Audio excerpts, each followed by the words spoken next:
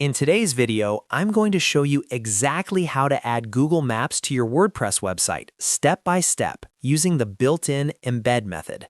This approach is perfect if you're using WordPress.com or a setup where you can't install plugins or use script tags. By the end of this video, you'll have an interactive Google Map displayed directly on your page or post in just a few minutes. If you find this tutorial helpful, make sure to hit the like button, subscribe to the channel, and turn on notifications so you don't miss future WordPress tutorials. All right, let's jump right in.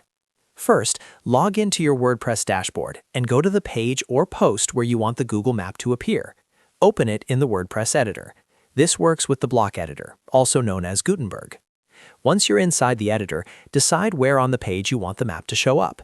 This could be under your contact information, at the bottom of the page, or anywhere that makes sense for your visitors. Since we're not using plugins, the simplest and most reliable method is to use Google Maps Embed feature. Next, open a new browser tab and go to Google Maps. In the search bar, type in your business address or the exact location you want to display on your website. Once the map loads and you see the correct location, click on the Share button. A pop-up will appear with sharing options. Switch to the tab that says Embed a Map. You'll now see an iframe embed code along with a preview of the map. Inside that embed code, you'll find a URL inside quotation marks.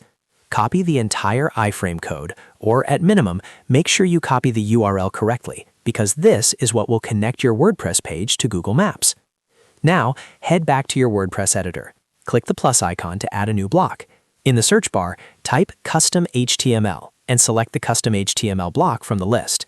This block allows you to paste embed code directly into your page.